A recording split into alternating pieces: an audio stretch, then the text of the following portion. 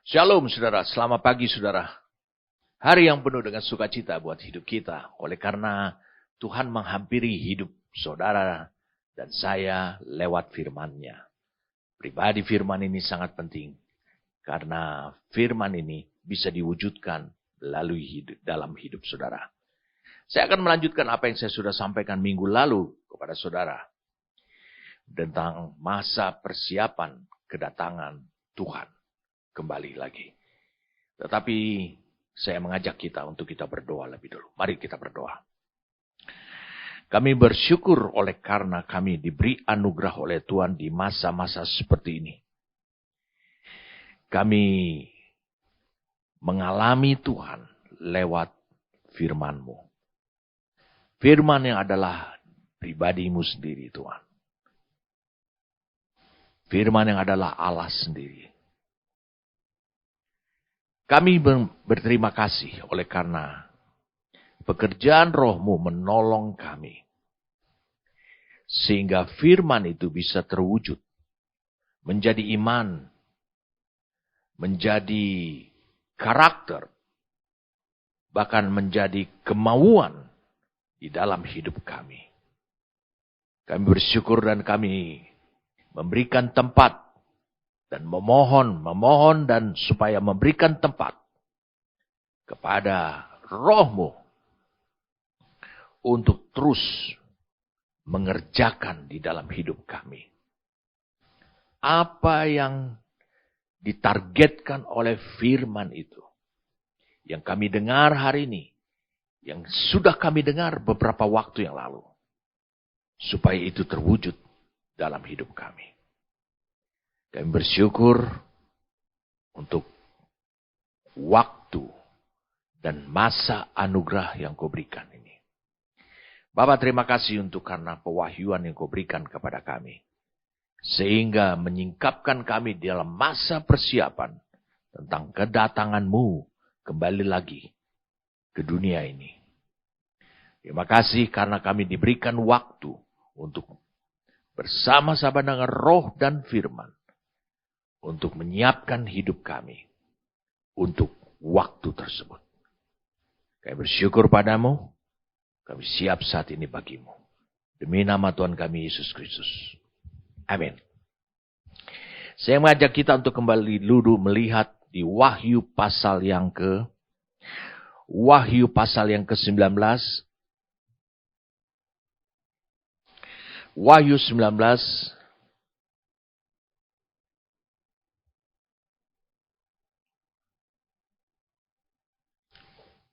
Ayat 6. Lalu aku mendengar seperti suara himpunan besar orang banyak.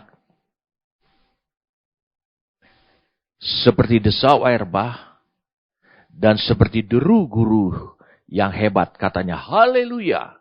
Karena Tuhan Allah kita yang Maha Kuasa telah menjadi Raja.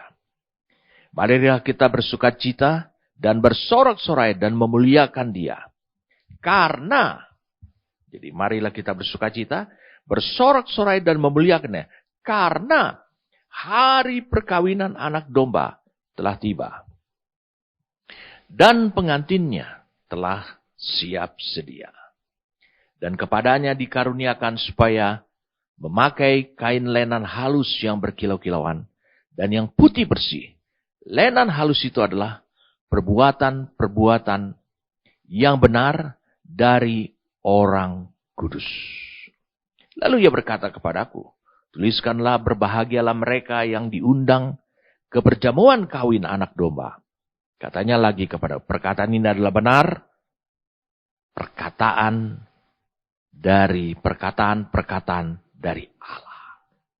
Apa maksud Rasul Yohanes menulis ini? Itu tidak bisa dibantah. Dan itu akan terwujud. Itu adalah perkataan-perkataan dari Allah. Saya ingin supaya saudara melihat dulu Wahyu 19 ayat 6 karena di sini ada kontradiksi dengan pemikiran orang yang selalu memakai cara berpikir orang dunia. Cara berpikir duniawinya dia. Cara berpikir alamiahnya dia. Lalu dikatakan ayat 6. Aku mendengar seperti Jadi tidak tepat seperti itu. Tidak dikatakan lalu aku mendengar suara himpunan besar orang banyak. Tidak. Tapi seperti suara himpunan besar orang banyak. Seperti desau air bah. Dan seperti deru guruh yang hebat katanya. Haleluya. Karena Tuhan Allah kita yang Maha Kuasa telah menjadi Raja. Kata seperti itu bukan berarti adalah kata sama. Atau sama seperti. Tidak demikian. Tapi dia ingin menggambarkan, di sini dikatakan suara himpunan besar orang banyak. Berarti ini bukan jumlah orangnya yang banyak. Tapi mereka mungkin sekelompok orang yang sedikit. Tetapi suara mereka bisa disamakan dengan suara himpunan besar orang yang mungkin jumlahnya miliaran di dunia ini. Mungkin mereka hanya ratusan ribu orang yang berseru, tetapi suara mereka seperti miliaran orang banyaknya. Kemudian dikatakan seperti desau air bah. Air bah, bukan air menetes. Dan seperti deru guru yang hebat. Ini menggambarkannya, Rasul Yohanes ini menggambarkannya. Meskipun jumlah mereka sedikit. Tetapi mereka adalah orang-orang yang bersuara. Itu seperti menyuarakan, seperti miliaran orang. Sehingga seluruh bumi bisa mendengarkan seruan mereka. Ini akan memperkuat hidup saudara. Untuk saudara menjadi saksi yang penuh dengan kuasa Tuhan. Jangan saudara merasa lemah ketika saudara sendirian yang bersaksi. Tetapi Alkitab mengatakan pada kita. Suara orang yang dipilih Tuhan. Untuk hari yang istimewanya. Hari yang dinantikan oleh Tuhan. Hari yang dinantikan oleh gerejanya. Suaranya itu dia bisa menggelegar. Seperti suara banyak orang. Ini menunjukkan bahwa mereka adalah orang-orang yang membawa perkataan-perkataan Allah. Karena ketika Allah berbicara, berseru kepada orang Israel di Keluaran 20, di Keluaran 19 dan 20. Mereka mendengarkannya seperti bunyi gelugur halilintar. Suara Allah itu. Seperti itu lagi. Yang Allah telah kerjakan di dalam diri manusia. Yaitu orang-orangnya ini. Mereka bersuara. Allah tidak memerlukan banyak orang. Silakan kalau banyak orang. Tetapi Alkitab menulis. Seperti banyak orang. Ini menunjukkan apa? Perkataan Allah dalam mulut mereka. Apabila mereka meresponnya menjadi kepujian buat Allah. Suara mereka akan menggelegar di seluruh bumi. Lihat. Himpunan besar yang banyak. Mereka bersuara. Itu akan mengarah kepada timur. Mengarah ke barat, mengarah ke utara, mengarah ke selatan. Karena itu adalah perkataan Tuhan. Allah tahu bagaimana kuasa di dalam firman-Nya itu. Yang dibawa oleh orang-orang seperti ini. Akan bisa menggelegar ke pelosok-pelosok. Semua orang akan bisa mendengarkannya. Bukan hanya lewat mulut mereka.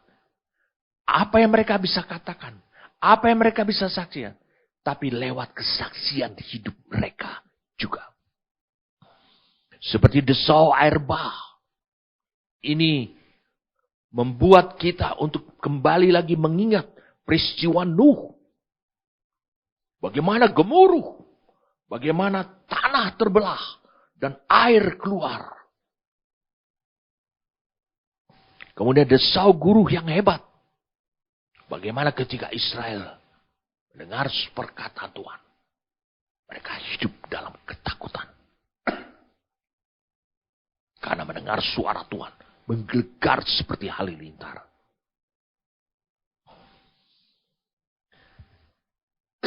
Oh, maaf.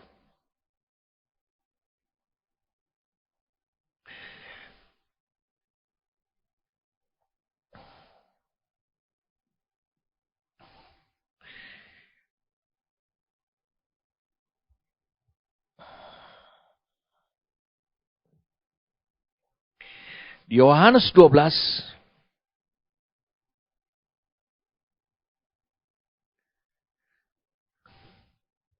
ketika Yesus berseru kepada Bapa di ayat 28. Bapa, muliakanlah namamu, maka terdengarlah suara dari sorga. Aku telah memuliakannya, dan aku akan memuliakan lagi.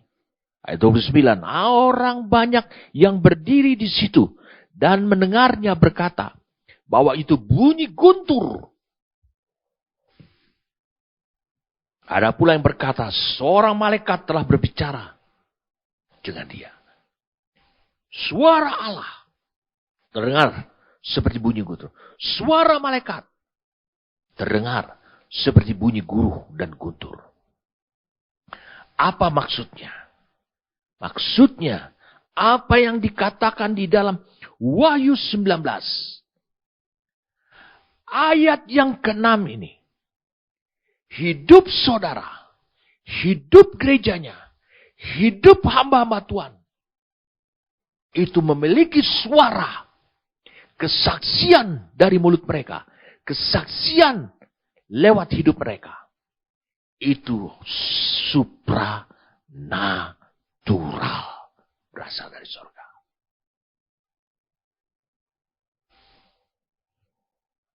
Kemudian dikatakan di sini. Haleluya. Karena Tuhan Allah kita yang Maha Kuasa telah menjadi Raja. Tuhan Allah yang Maha Kuasa telah menjadi Raja. Dia bilang, telah memerintah. Di sini bukan hanya Raja, tapi dikatakan adalah telah memerintah. Bisa ditafsirkan juga sebagai jadi Raja. Kemudian kita lihat di ayat yang ke-7-nya. Marilah kita bersukacita dan bersorak-sorai dan memuliakan Dia karena hari perkawinan anak domba telah tiba dan pengantinnya, maksudnya mempelai perempuannya, telah siap sedia, telah ready. Jadi saudara bisa lihat para hamba-hamba Tuhan, orang percaya, orang beriman, semua akan menyerukan tentang suatu hari yang penuh dengan sukacita. Di mana sekaligus di situ Allah dikenal sebagai Raja, sebagai penguasa dan pemerintah. Tapi dikatakan sukacita mereka, sorak-sorai mereka adalah karena hari perkawinan anak domba telah tiba. Saya ingin supaya saudara benar-benar bisa melihat. Kitab Wahyu ditulis oleh Rasul Yohanes. Dan di Yohanes pasal yang ke-14 lah. Yohanes menulis tentang prosesi kepergian Yesus. Saya ulangi, kepergian Yesus. Dia bilang, ke rumah Bapa. Dan dia meninggalkan mempelai wanitanya. Hanya dengan membuat suatu perjanjian, surat kontrak pernikahan yang disebut dengan pertunangan. Lalu dia pergi untuk menyediakan tempat. Tetapi dia berjanji dia akan kembali. Dia akan berkembali untuk menjemput mempelai wanitanya. Dan menurut Wahyu 19 ayat 7.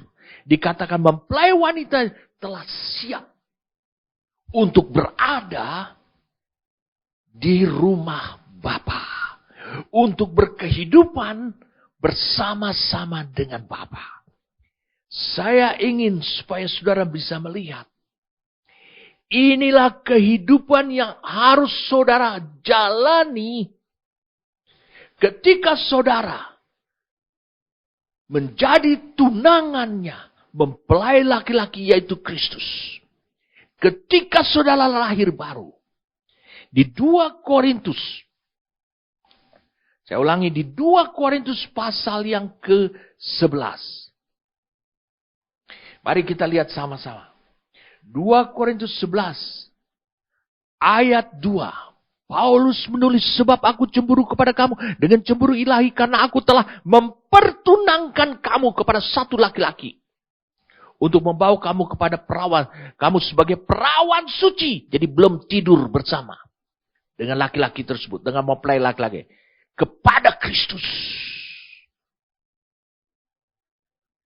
Saudara bisa tahu. Masa persiapan. Saya ulangi, masa persiapan. Sehingga Allah menemukan bahwa mempelai perempuannya telah siap. Mempelai perempuannya telah siap. Itu adalah suatu masa yang Tuhan beranugerahkan pada hidup saudara. Selama engkau hidup di dunia ini. Untuk menyiapkan saudara. Layak untuk dijemput. Untuk tinggal di rumah Bapa. Dan ketika engkau dijemput. Dan dibawa ke rumah Bapa. Maka itu menjadi hari yang penuh dengan sukacita. Itu disebut dengan hari perkawinan. Anak domba Allah. Wah, ini hal yang perlu mendapatkan kejelasan.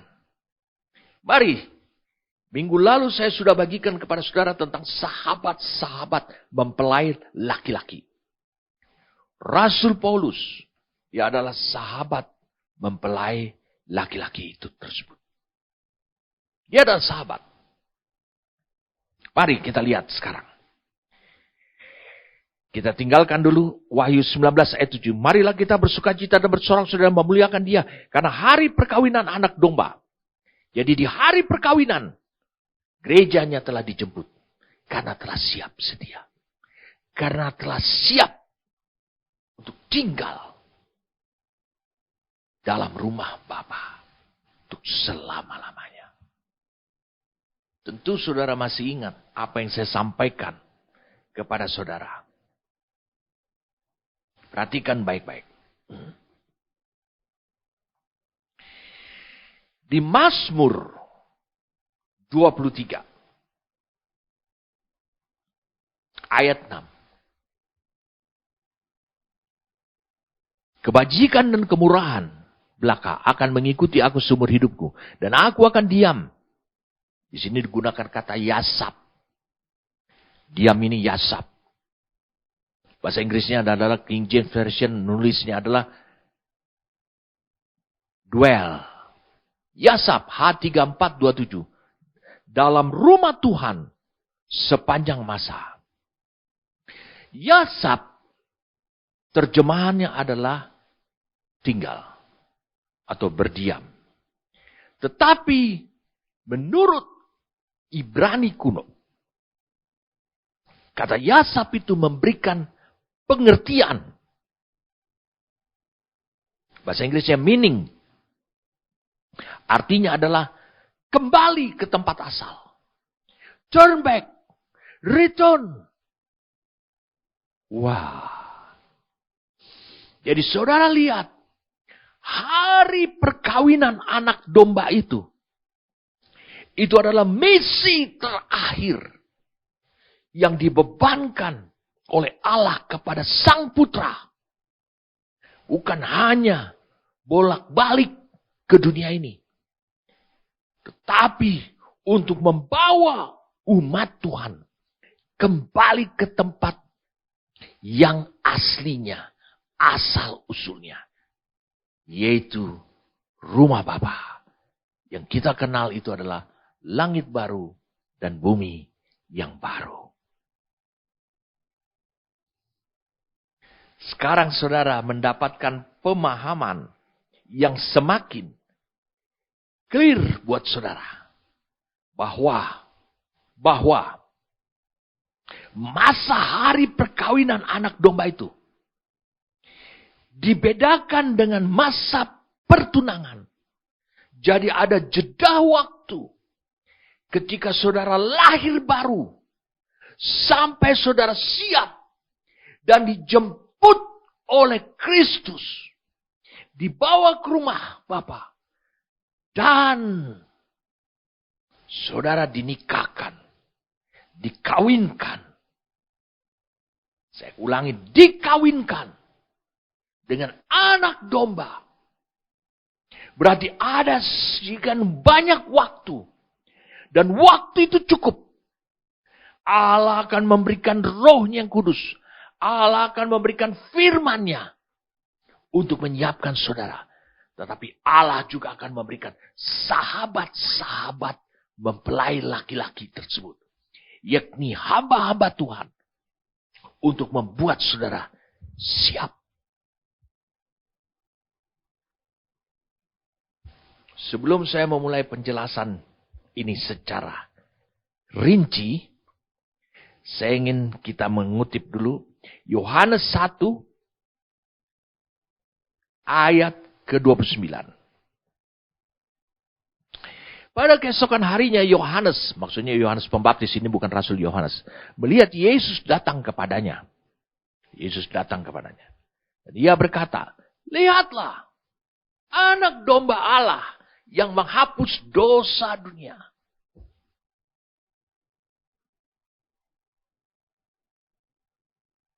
Yohanes Pembaptis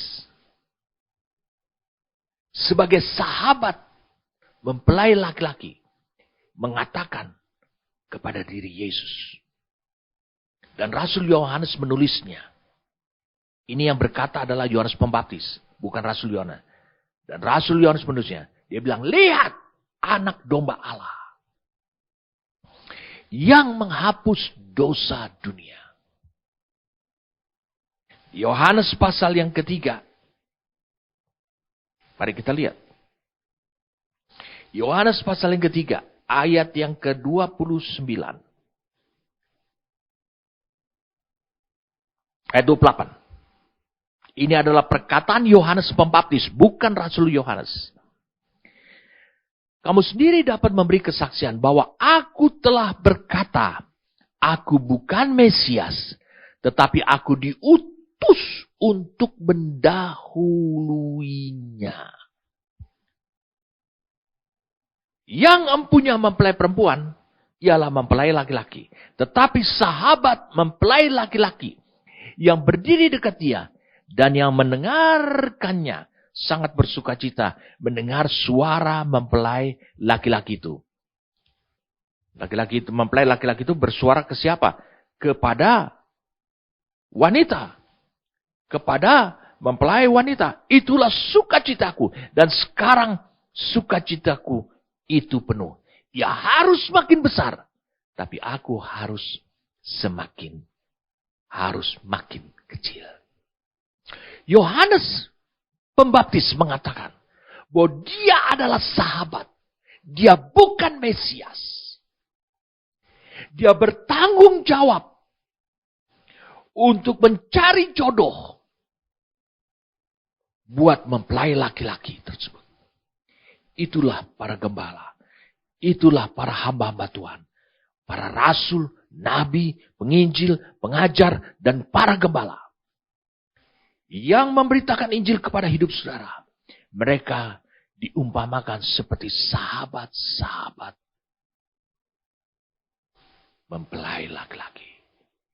Dan sahabat-sahabatnya ini menyebut mempelai laki-laki tersebut. Bukan hanya dengan sebutan mempelai laki-laki. Tapi dia adalah anak domba Allah.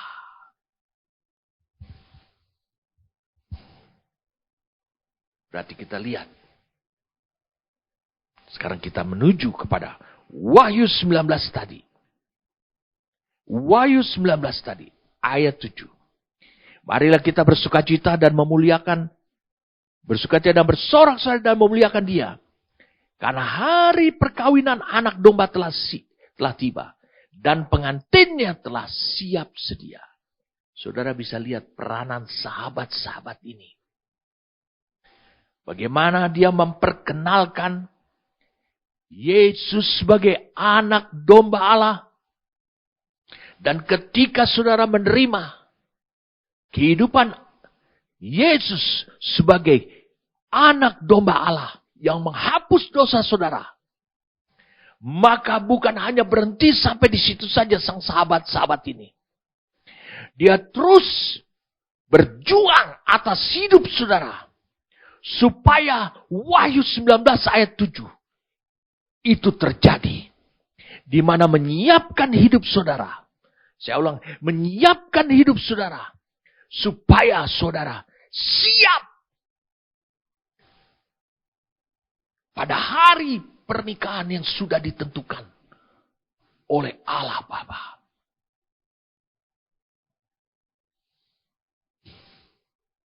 Hanya Bapa yang tahu.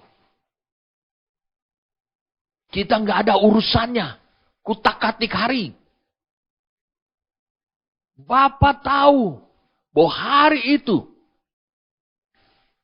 Dengan segala sesuatu yang dia kerjakan dalam hidup saudara. Untuk menyiapkan saudara. Untuk menjadi pengantin yang siap. Mempelai wanita yang siap. Untuk hari pernikahan. Itu cukup. Wah. Saudara perlu menghargai hamba-hamba Tuhan. Yang berjuang atas hidup saudara. Karena dia membawa hidup saudara. Untuk supaya saudara layak. Memasuki hari itu. Lihat apa yang saya sudah bagikan. Pada hari itu. Saya ulangi, pada hari itu. Saudara siap. Berarti dia berjuang. Menurut selera dan ukurannya Allah. Untuk selalu membawa saudara kepada titik siap. Saya ulangi sekali lagi. Untuk membawa kehidupan saudara kepada titik siap. Tapi kalau saudara memakai kehendak bebas saudara. Untuk merasa cukup. Menurut ukuranmu. Itu adalah keinginan saudara. Dan keputusan saudara. Itu adalah tindakan yang blunder. Bodoh. Tindakan yang tidak pernah mengerti. Rencana agungnya Allah. Wah, ini hal yang dahsyat untuk supaya saudara pahami. Berarti hamba-hamba Tuhan ini bekerja atas hidup saudara dengan memakai kriterianya dan ukuran-ukuran apa untuk mendandani hidup saudara, untuk menyiapkan hidup saudara. Sehingga saudara dikatakan seperti ayat ini. Pengantinnya atau pengantin perempuannya telah siap sedia. Dalam King James Version dia bilang, and his wife, karena mereka sudah bertunangan, had made herself ready. Dan istrinya, istri tunangannya, istri lewat pertunangan 2000 tahun yang lalu, itu telah dibuat menjadi siap. Allah mengirimkan bukan hanya firman dan rohnya bekerja dalam hidup saudara sendirian. Tapi Allah menganugerahkan sahabat-sahabatnya untuk membuat saudara siap. Di Efesus, saya sudah sampaikan minggu lalu, di Efesus 4,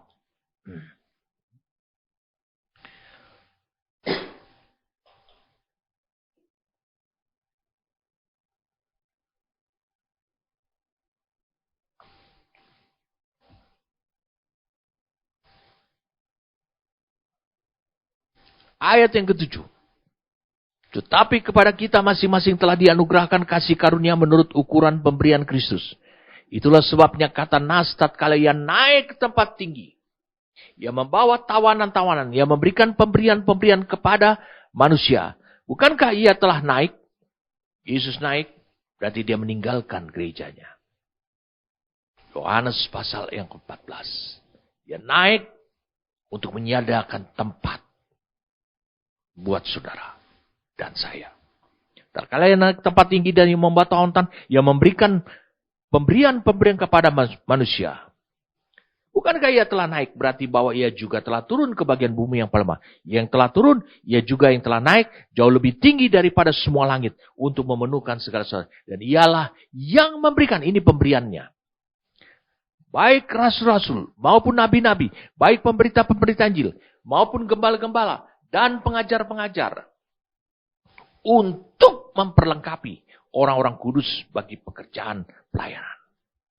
Jadi 5 jawatan ini, bukankah mereka adalah hamba-hamba Tuhan yang dianugerahkan kepada hidup saudara, bertujuan untuk menyiapkan saudara, sehingga saudara sampai ke suatu titik kehidupan, pengantinnya telah siap.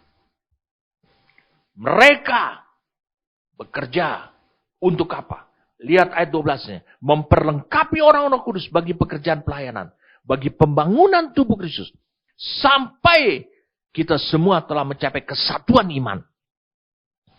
Dan pengetahuan yang benar tentang anak Allah. Kedewasaan penuh. Tingkat pertumbuhan yang sesuai dengan kepenuhan Kristus.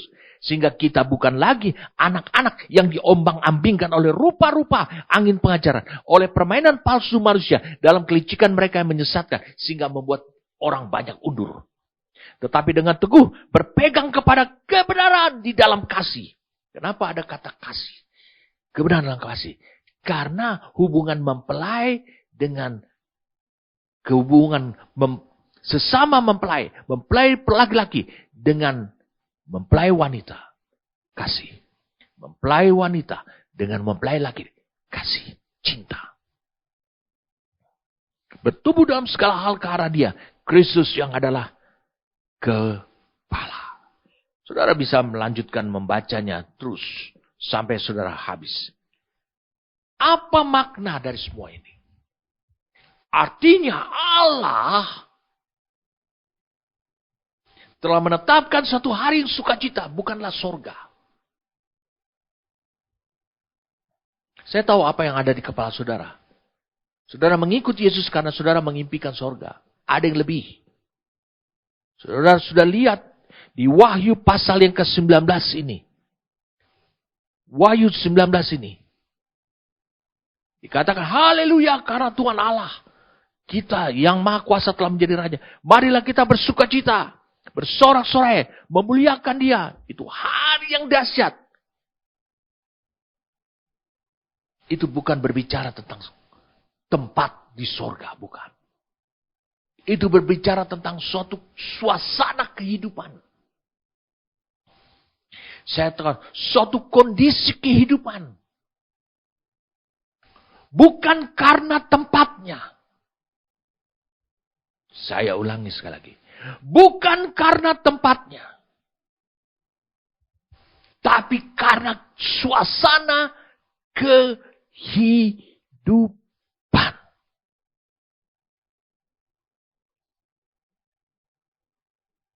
Saya mau tanya pada saudaraku. Kalau saudara menghadiri pesta perkawinan, anak perkawinan yang meriah. Bilanglah demikian. Saudara di gedung, di suatu gedung, tempat biasanya orang melakukan pernikahan. Apakah saudara bergembira karena gedung itu? Karena ditempatkan di gedung? Suatu hari saya pernah bersama dengan istri saya menghadiri pernikahan itu seperti kayak di tempat di padang rumput. Sehingga beberapa kali lilin yang dinyalakan itu mati, walaupun sudah diberi penghalangnya oleh karena angin. Saudara bisa bayangkan. Tetapi mungkin di gedung yang sama. Saya ulangi, di gedung yang sama. Di situ pernah disemayamkan menjadi rumah duka. Tetapi di padang rumput yang sama juga. Di situ juga pernah diadakan rencana penutupan peti mati seorang sebelum berangkat. Dengan hanya memakai tenda-tenda untuk berangkat ke tempat kuburannya.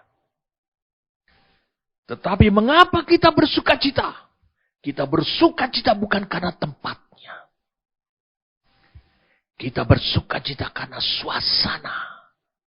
Kita bersuka cita karena kehidupan yang saat itu tidak pernah kita temukan. Saya ulang, tidak pernah kita temukan. Tidak ada taranya. Sepanjang hidup saudara dan saya. Dan Allah menyediakan kehidupan seperti itu. Di mana saudara akan bersuka cita, bersorak-sorai, memuliakan dia. Karena hari perkawinan anak domba telah tiba. Saya ingin saudara melihat lagi, kembali lagi. Yohanes 1 ayat ke-29. Saudara lihat pada tayangan. Sahabat mempelai laki-laki ini berkata, lihatlah anak domba. Yaitu Yohanes Pembaptis yang mengatakan, lihatlah anak domba. Dia menunjuk pada Kristus. Yang menghapus dosa dunia. Lalu kemudian Rasul Yohanes yang menuliskan kitab Yohanes pasal 1 tersebut. Dia mempertegas lagi perkataan Yohanes Pembaptis. Bahwa Yohanes Pembaptis itu adalah sahabat. Di Yohanes 3 ayat 28 dan 29. Lihat. Sampai ayat 30. Lihat pada tayangannya. Perlahan-lahan.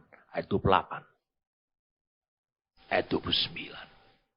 Dan ayat 30. Kemudian Rasul Yohanes yang sama. Memakai istilah ini juga.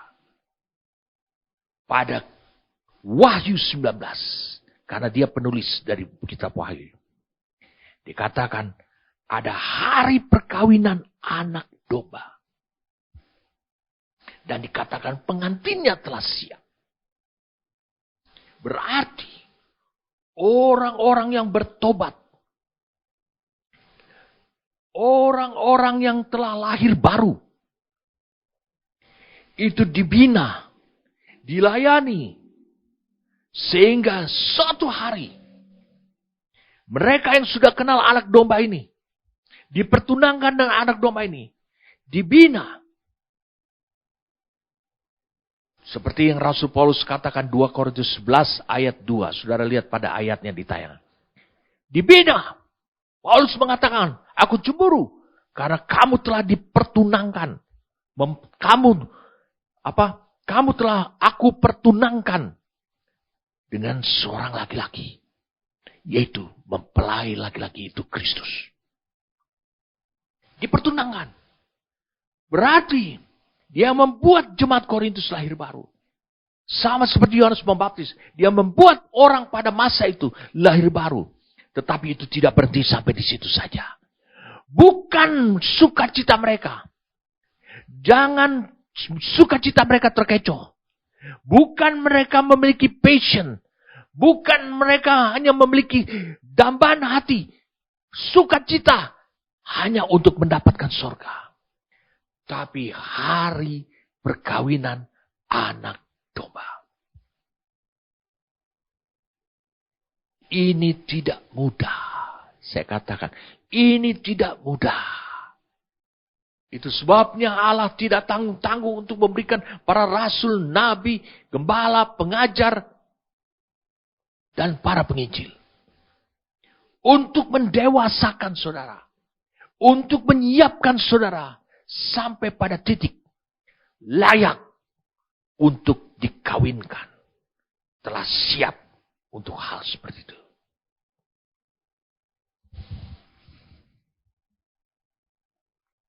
Minggu lalu saya sudah sampaikan pada saudara. Kalau kita baca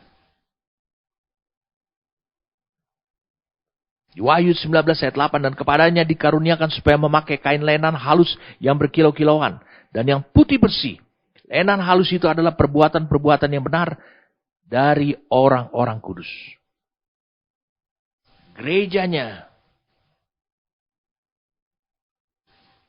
dipakaikan, dilayakkan oleh Allah lewat sahabat-sahabat mempelai laki-laki tersebut. Lewat Roh Kudus dan firman-Nya. Sehingga saudara memakai jubah kebenaran yang putih bersih. Terekspresi kehidupan kebenaran dari diri saudara di sepanjang hari-hari kehidupan saudara. Cara berpikir saudara, emosi saudara, karakter saudara, mengekspresikan kebenaran seperti seorang yang dilihat memakai jubah. Karena jubah, saya ulangi, jubah itu adalah apa yang bisa dilihat oleh orang lain.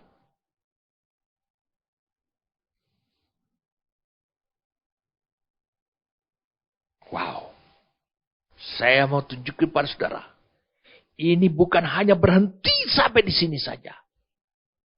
So, jubah kebenaran ini. Mari kita lihat sekarang di Wahyu 21. Wahyu 21.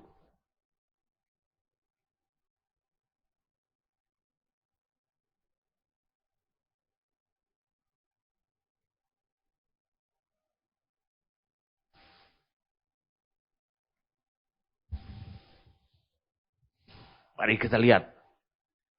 Wahyu 21. Ayat yang pertama. Lalu aku melihat langit yang baru dan bumi yang baru. Sebab langit yang pertama dan bumi yang pertama telah berlalu. Dan laut pun tidak ada lagi. Tidak ada pemisah. Ini tidak berbicara langit yang baru dan bumi yang baru itu adalah fisik. Ini berbicara adalah rohani. Mari kita lihat. Apa yang Rasul Yohanes lihat kemudian. Pada langit yang baru dan bumi yang baru. Mari kita lihat. Dan aku melihat kota yang kudus. Ayat 2. Yerusalem yang baru turun dari sorga. Dari Allah. Pada langit baru dan bumi yang berhias bagaikan pengantin perempuan yang berdandan untuk suaminya. Tidak dikatakan mempelai, tetapi pengantin. Berarti mereka sudah menikah. Lihat. Tidak dikatakan bahwa langit baru dan bumi baru itu berbicara tentang tempat. Tapi berbicara tentang kehidupan. Saya ulangi, kehidupan. Wow. Bagaikan kota. Seperti pengantin perempuan yang berdandan untuk suaminya. Lihat. Wahyu 19 ayat yang ke-7. Ayat yang ke-8. Dia memakai jubah. Pengantin itu mengenakan jubah kebenaran. Mari kita lihat sekarang. Di dalam 2 Petrus.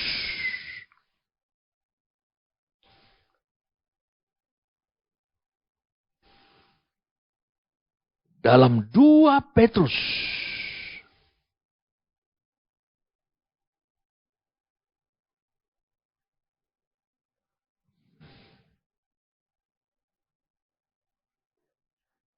Kita lihat. Ini adalah tulisan Rasul Paulus, Rasul Petrus. Dalam 2 Petrus.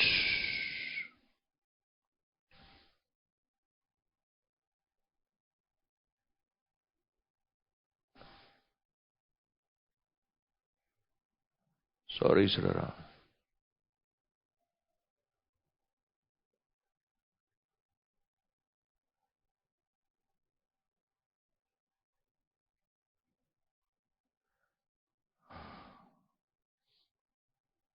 Dua Petrus pasal yang ketiga.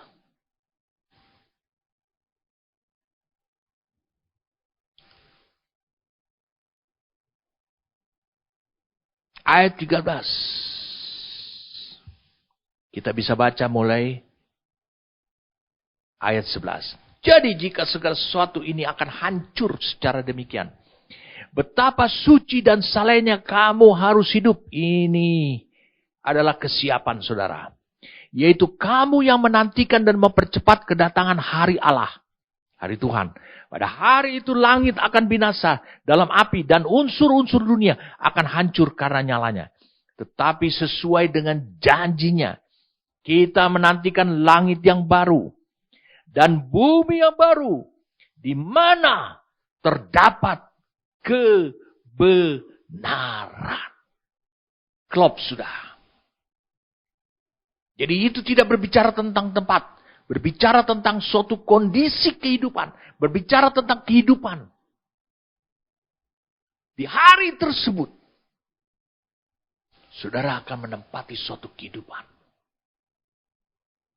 Di hari perkawinan. Anak domba itu. Saudara akan menempati suatu kehidupan. Di mana saudara yang berjubahkan kebenaran. Layak menjadi penduduk langit baru dan bumi yang baru. Bersama-sama dengan Allah.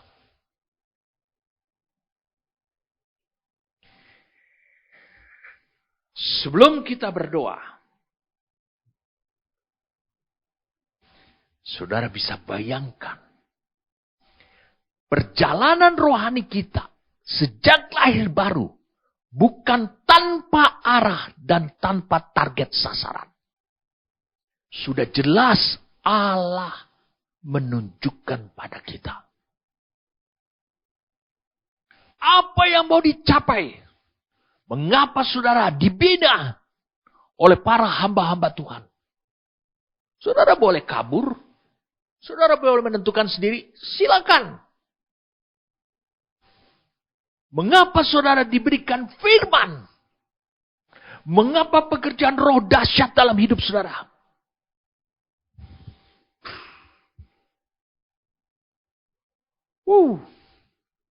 Sangat luar biasa sekali saudara. Hati saya menyala-nyala. Orang kasak kusuk. Menentukan hari. Menentukan kapan harinya kedatangan Kristus. Tapi firman Tuhan dengan jelas mengajarkan kepada kita. Mendorong kita, menyemangati kita. Untuk tidak campur tangan pada apa yang disebut wewenang Bapa. Sebab hari dan waktu kedatangan Kristus itu adalah wewenang Bapa. Tapi Allah menekankan lewat firman-Nya betapa pentingnya masa persiapan sehingga saudara bisa sampai pada kehidupan di mana titik siap seperti yang dikatakan di Wahyu 19 ayat yang ke-7 ini.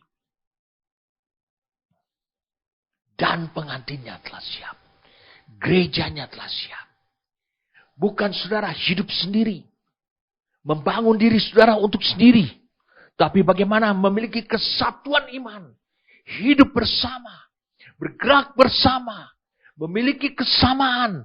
Nilai-nilai bersama. Saudara, untuk membangun hidupmu sendiri itu mudah. Tetapi Efesus pasal 4 telah menulis supaya kita memiliki kesatuan iman. Supaya kita bergerak bersama-sama ke arah Kristus. Itu tidak hanya dikerjakan. Kalau secara pribadi, tentu bisa saja Roh dan Firman mengerjakannya. Tapi mengapa dia kirim sahabat-sahabat mempelai laki-laki, yaitu hamba-hamba Tuhan itu? Adalah supaya saudara memiliki kesatuan iman.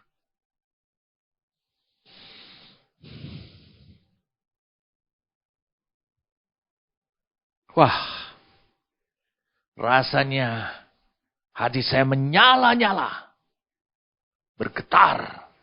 Saudara bisa lihat. Dan kepadanya dikaruniakan supaya memakai kain lenan halus yang berkilau-kilauan dan yang putih bersih. Itu sebagai baju. Bagaimana kebenaran itu terekspresi dari lewat hidup saudara. Bagaimana? Tentu ada pekerjaan roh. Yohanes 19 ayat 13. Saudara bisa lihat pada tayangannya. Yohanes pasal yang 16. Ayat yang ke-13. Tetapi apabila ia datang, yaitu roh kebenaran, ia akan memimpin kamu ke dalam seluruh kebenaran. Sebab ia tidak akan berkata-kata dari diri sendiri. Tetapi segala sesuatu yang didengarnya, itulah yang akan dikatakannya. Dan ia akan memberitakan kepadamu hal-hal yang akan datang. Mengapa Roh Kudus bekerja dalam hidup saudara? Karena dia adalah roh kebenaran. Untuk membawa firman itu menjadi kebenaran. Kebenaran yang tampil dari hidup saudara. Tapi tidak cukup hanya sampai di situ saja. Dia bukan hanya mewujudkan firman itu menjadi daging. Jadi tertampil pada kebenaran. Tapi dia juga memakai hamba-hamba Tuhan. Yang mengajari saudara. Hamba-hamba ini, sahabat mempelai laki-laki ini, bekerja sama kuat dengan roh. Saya sudah sampaikan bagaimana cara kerja dan apa yang dikerjakan hamba ini. Dia bekerja menurut selera daripada mempelai laki-laki itu. Selera Allah Bapa. Sama seperti Eliezer di Kejadian 24 yang dikirim oleh Bapa di surga. Perhatikan baik-baik. Mungkin ini bagi saudara adalah seperti cerita lucu. Kalau engkau baca di Kejadian pasal 24. Eliezer itu adalah hamba yang sudah tua. Sudah tua. Lihat. Kejadian 24 ayat 1 dan 2. Adapun Abraham telah tua dan lanjut umurnya serta diberkati Tuhan dalam segala hal. Abraham saja tua. Berkatalah Abraham kepada hambanya yang paling tua dalam rumahnya, yang menjadi kuasa atas segala kepunyaannya. Katanya, baiklah letakkan tanganmu di bawah pangkal pahu, supaya aku mengambil sumpahmu demi Tuhan, dan seterusnya. Saudara bisa lihat, Eliezer, orang Damsik ini,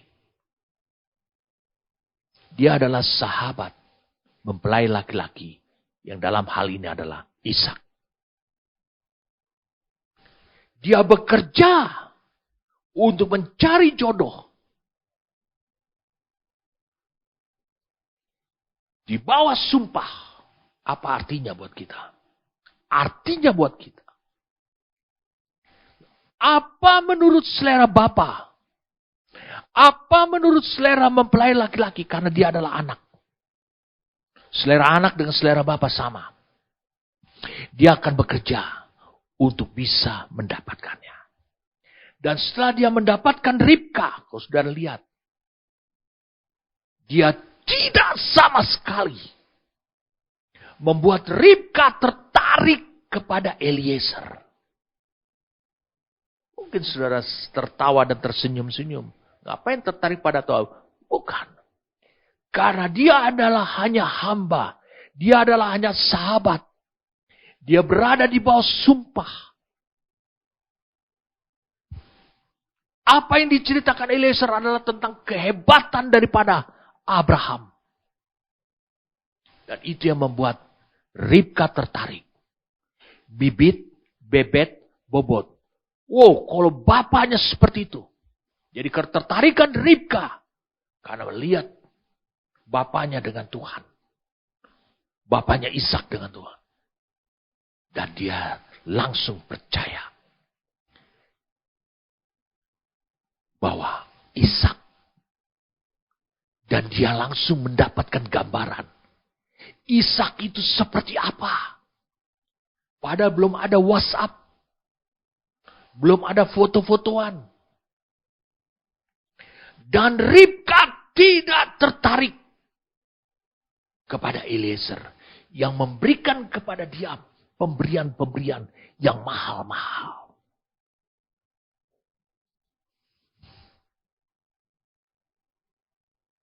Saudara harus pahami tentang kebenaran ini. Saya bekerja untuk hidup saudara. Bukan supaya saudara mengabdi pada hidup saya. Mengagungkan dan tertarik pada hidup saya. Kalaupun saudara tertarik melihat hidup saya. Karena saya meneladani hidupnya Kristus. Mengimitasikan hidupnya Kristus. Seperti yang Rasul Paulus katakan.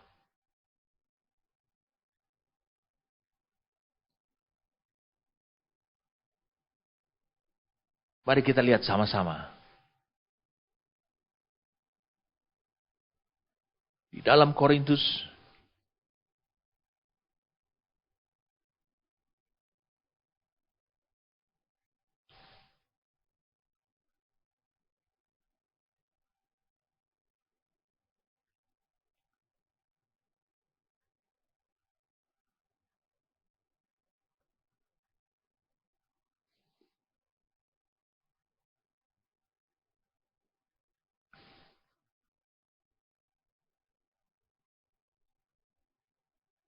2 Korintus. Dalam 2 Korintus. Sebentar saudara, saya coba cari.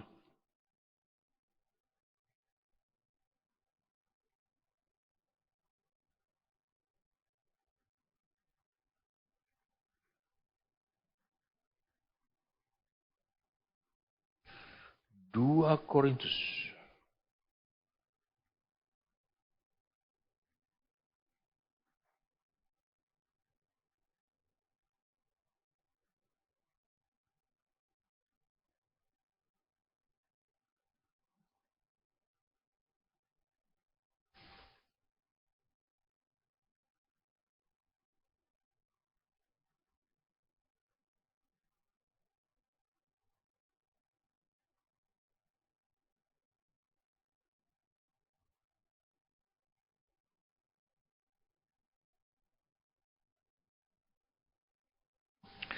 Oh sorry saudara. 1 Korintus pasal 11. Ayat 1.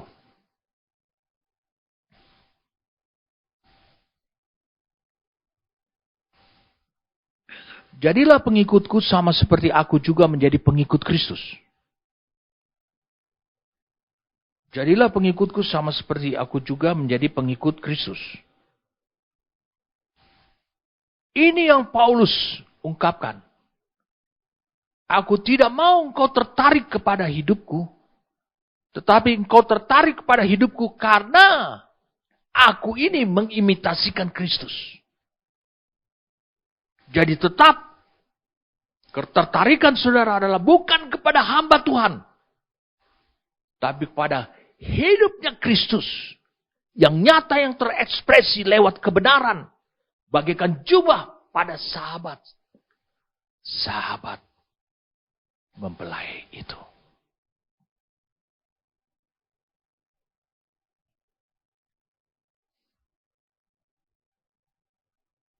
Kita harus menjaga.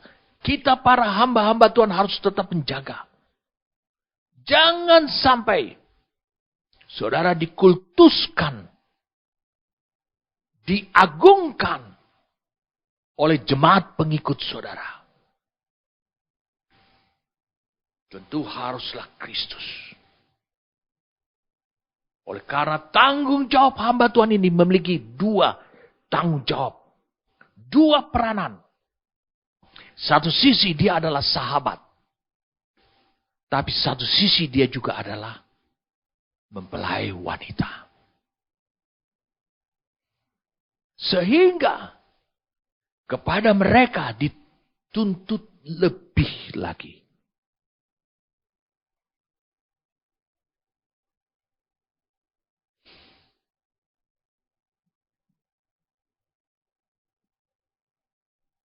Saya sudah bagikan soal jubah kebenaran ini.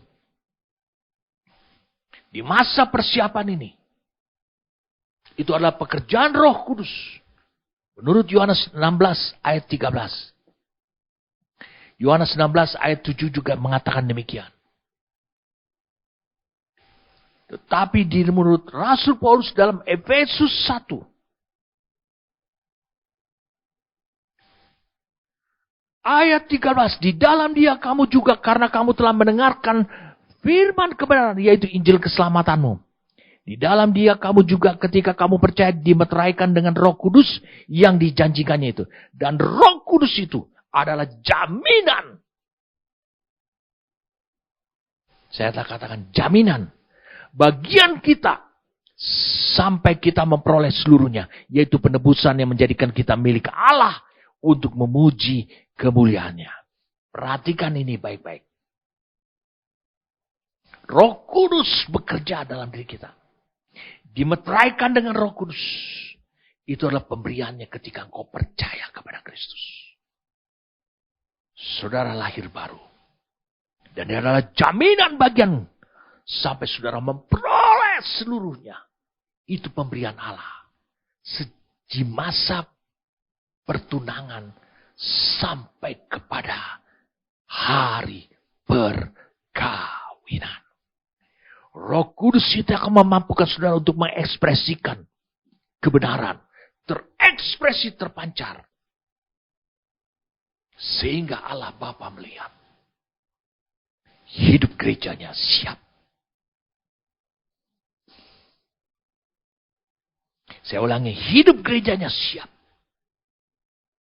Sebagai pengantin perempuan. Banyak orang ketika dia mengalami pencurahan Roh Kudus, dia siap untuk melayani. Itu belum siap untuk hari perkawinan anak domba. Itu baru untuk pelayanan. Ini harus saudara bedakan. Oh, beberapa orang saya lihat di dalam diri jemaat dia siap untuk membantu saya. Mengurangi beban saya untuk melayani. Tetapi belum tentu mereka siap. Mereka harus terus disiapkan untuk hari perkawinan anak domba. Sebelum kita berdoa, saya ingin saudara lihat beberapa ayat yang konsisten dari Rasul Yohanes ini. Saudara lihat kan di Wahyu pasal yang ke-19 tentang ayat ke-7 tentang perkawinan anak domba. Lalu meterai murka Allah mulai dari Wahyu pasal 8 juga dibuka oleh anak domba gulungannya. Saudara bisa lihat murka Allah dicurahkan ke atas kehidupan di muka bumi ini. Itu dipegang oleh anak domba. Dan bukan hanya itu saja. Saya ingin supaya saudara bisa melihat bahwa anak domba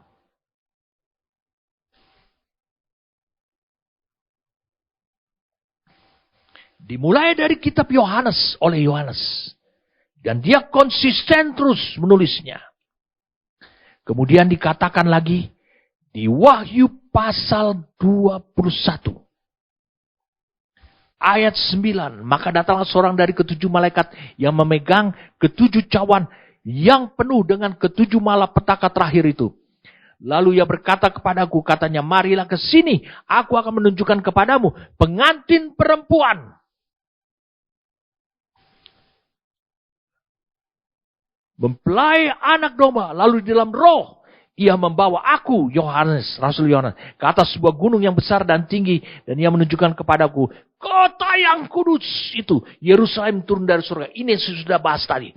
Bahwa ternyata aku akan menunjukkan pengantin perempuan, mempelai anak domba yang telah siap itu. Lalu ditunjukkan kota. Ayat 11, kota itu penuh dengan kemuliaan Allah dan cahaya yang sama seperti permata yang paling indah. Bagaikan permata yaspis, jernih seperti kristal. Sekarang hidup saudara bukan hanya menggambarkan, mengekspresikan kebenaran, tapi mengekspresikan kemuliaan Allah.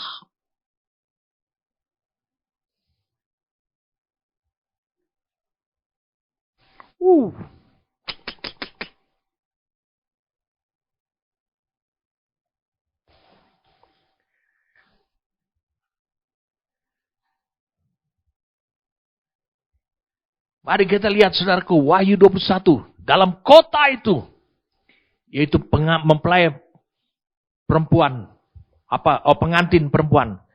Dan aku tidak, ayat 22, dan aku tidak melihat bait suci di dalamnya. Sebab Allah, Tuhan yang Maha Kuasa adalah bait sucinya. Aku tidak melihat dalam kota itu bait suci. Seperti Yerusalem, ada bait sucinya. Aku tidak. Demikian juga anak domba itu.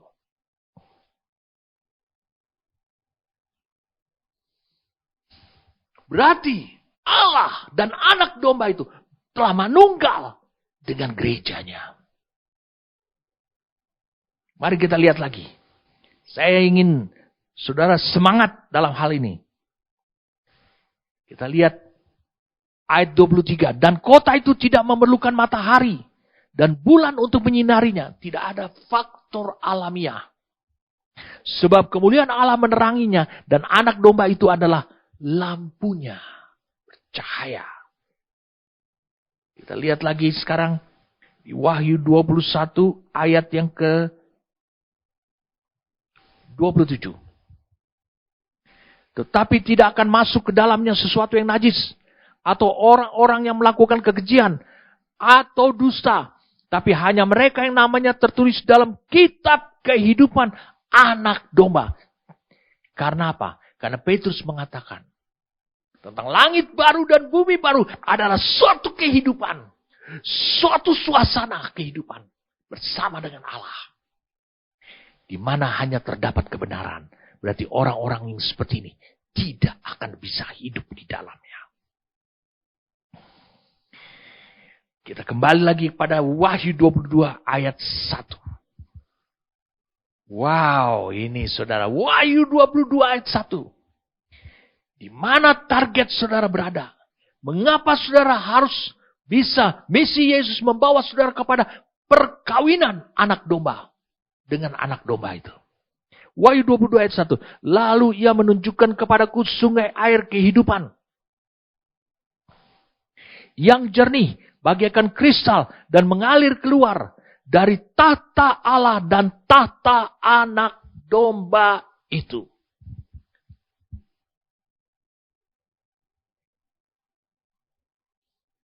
Kalau engkau baca dalam bahasa aslinya, dalam bahasa Ibrani-nya, tata Allah dan tata anak domba itu menjadi satu.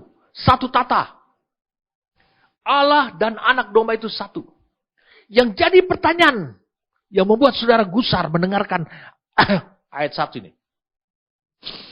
Wahyu 22 ayat 1 ini membuat saudara gusar. Lalu di mana gerejanya? Saya sudah sampaikan di Wahyu 21, suatu gambaran cermin tentang kota. Di mana Allah manunggal. Kota itu ditunjukkan adalah pengantin perempuan. Tapi dengan tegas di sini berbicara tentang tahta, tentang martabat, tentang kewenangan, tentang kekuasaan, tentang pemerintahan. Di mana gerejanya?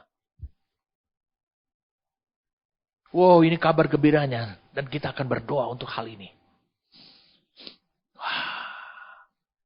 Saudara bisa lihat perjalanan hidup saudara akan dibawa oleh Allah. Kepada keadaan seperti itu. Dan itu bukan suatu hayalan atau impian. Itu akan menjadi realita. Karena perkataan-perkataan Allah itu. Di Wahyu 19. Sudah ditegaskan perkataan-perkataan Allah itu. Mari saya tunjukkan pada saudaraku. Di Wahyu 19. Ayat 7. Karena hari perkawinan.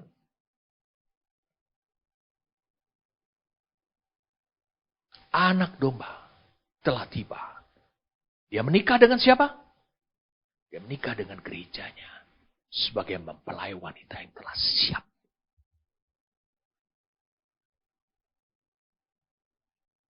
Kalau dia sudah menikah. Berarti berlaku. Hukum Allah.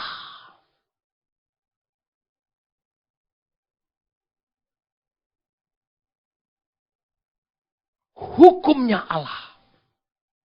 Hukum kerjanya Allah. Seorang anak. Jika dia sudah menikah. Maka. Dia menjadi satu.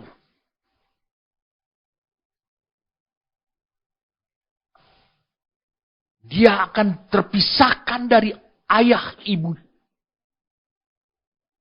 Menjadi satu daging. Mari kita lihat saudara. Di Kejadian. Hukum Allah ini sudah ada.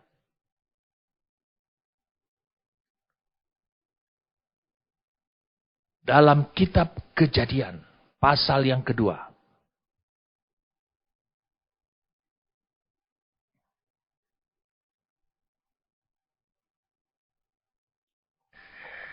Kita lihat di ayat yang ke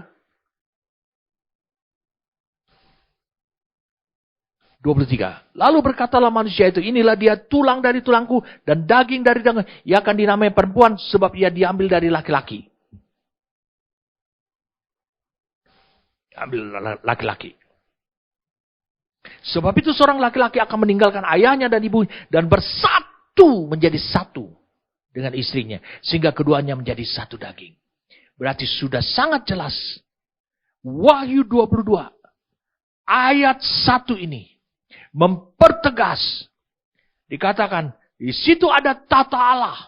Dan tata anak domba yang menjadi satu. Lalu di mana tata gereja bersatu? Dia sudah menyatu.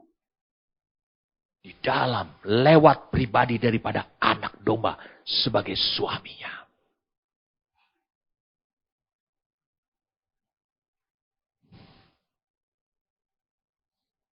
Wah. Luar biasa saudara. Kita lihat. Dari ayat 2-nya. Di tengah-tengah jalan kota itu. Kota ini adalah mempelai wanita. Pengantin perempuan. Yaitu di seberang menyeberang sungai itu. Ada pohon-pohon kehidupan yang berbuah 12 kali. tiap-tiap bulan sekali. Dan daun pohon itu dipakai untuk menyembuhkan bangsa-bangsa. Memulihkan. Maka tidak akan ada lagi laknat. Tata Allah dan tata anak domba akan ada di dalamnya. Dan hamba-hambanya akan beribadah kepadanya. Saudara bisa lihat. Itu targetnya Allah. Itu yang diungkapkan oleh Yesus. Kalau begitu, hanya ada satu penekanan saja. Saya ulangi, satu penekanan saja. Di mana hubungan kau dengan Kristus.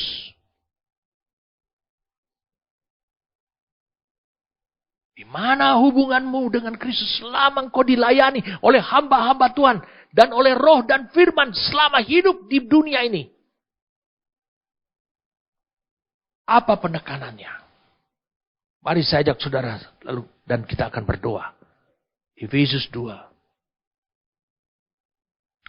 Wahyu pasal 2. Wahyu pasal 2.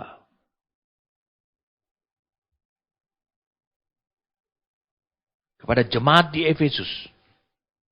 Ayat 1, tuliskanlah kepada malaikat jemaat di Efesus, inilah firman dari Dia yang memegang ketujuh bintang itu di tangan kanannya dan berjalan di antara ketujuh kaki dian emas itu. Aku tahu segala pekerjaanmu, baik jeripayamu maupun ketekunan. Aku tahu bahwa engkau tidak dapat sabar terhadap orang-orang jahat. Bahwa engkau telah mencobai mereka yang menyebut dirinya rasul. Tetapi yang sebenarnya tidak demikian. Bahwa engkau telah mendapati mereka pendusta. Dan kau tetap sabar dan menderita oleh karena namaku. Dan kau tidak mengenal lelah. Bukankah semua yang dikerjakan oleh gereja di Efesus ini luar biasa untuk Tuhan? Ya. Ayat 4. Namun demikian aku mencela engkau. Karena engkau telah meninggalkan kasihmu yang semula. Karakter kasih itu. Itu harus dipelihara. Saya ulang, dipelihara. Di masa pertunangan ini.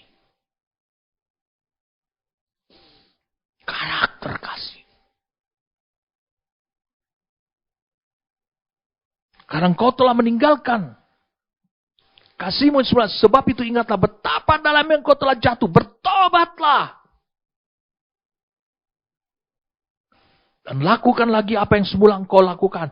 Jika tidak demikian, aku akan datang kepadamu. Dan aku akan mengambil kaki dianmu dari tempatmu. Jikalau engkau tidak bertobat. Kasih. Cinta kepada Kristus. Karena Dia meninggalkan kita. Apakah dengan kehidupan di dunia ini. Seperti sekarang ini. Cintamu tetap tidak berubah. Terus.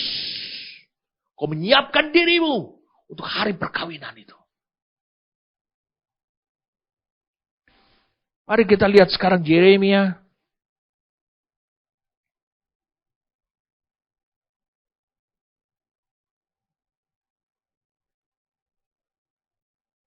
Yeremia 2 ayat 1. Firman Tuhan datang kepadaku bunyinya.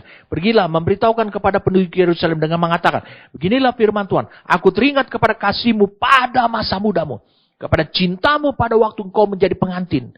Bagaimana engkau mengikuti aku di padang gurun. Di negeri yang tiada tertaburan. Bukan karena berkat. Tapi engkau memiliki cinta yang terus.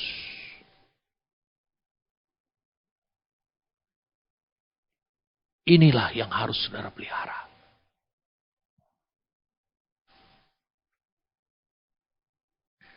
Mari kita lihat sekarang Yohanes 14 ayat yang ke-15. Ini suara mempelai laki-laki itu. Untuk hidup saudara. Yohanes 14 ayat 5. Jikalau kamu mengasihi aku, terus pelihara itu cintamu kepadaku, kamu akan menuruti segala perintahku. Turuti semua perintahnya. Apa yang disampaikan hamba-hambanya.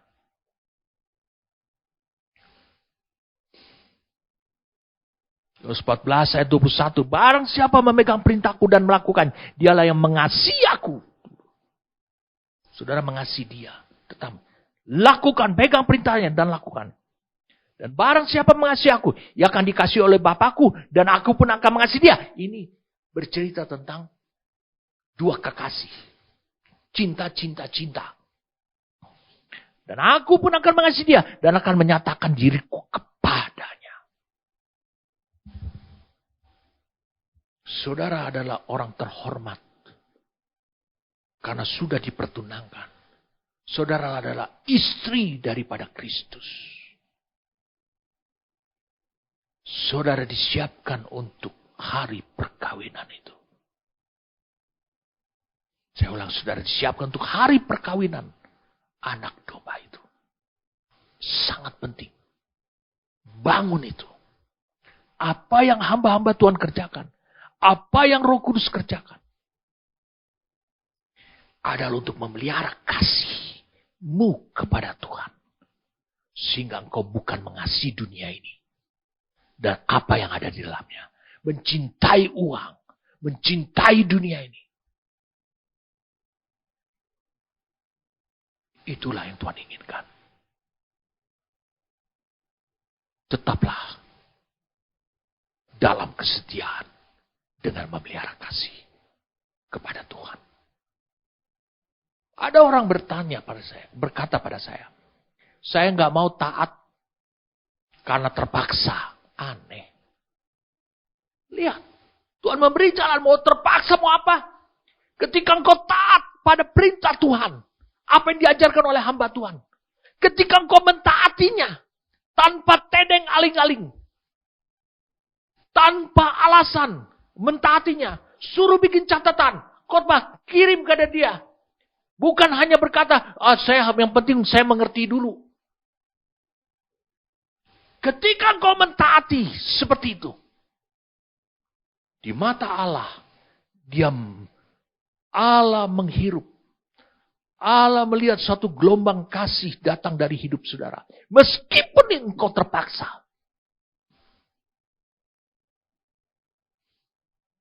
Sekarang bisakah saudara memelihara kasihmu kepada Tuhan? Tentu bisa. Itulah yang Tuhan kehendaki. Di masa persiapan seperti ini. Amin.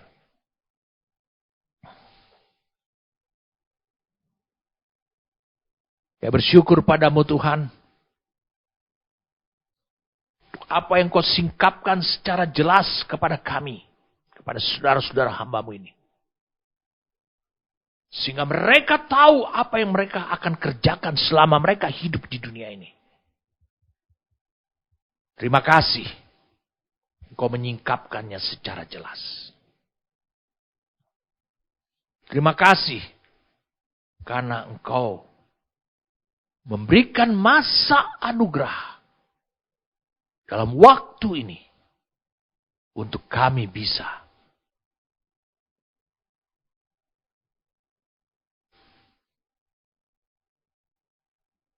hidup sampai kepada titik layak untuk hari perkawinan dengan anak domba itu. Hamba berdoa pada saat ini. Mengarahkan tangan hambamu ini kepada mereka yang telah mendengarkan firman Tuhan. Tuhan berikan kepada mereka suatu anugerah, realita. Bagaimana mereka bisa terus menyiapkan diri mereka. Mengalami Roh Kudus. Mengalami firman. Mengalami pelayanan langsung dari Engkau lewat hamba-hamba Tuhan. Sehingga mereka dibawa sampai kepada titik yang telah Engkau tentukan itu. Kami bersyukur padamu. Untuk apa yang Tuhan telah kerjakan dalam hidup kami. Terima kasih Tuhan. Kami bersyukur padamu. Terima kasih untuk firman-Mu. Terima kasih untuk pernyataan dan penyingkapan ini. Demi nama Tuhan kami Yesus Kristus. Amin.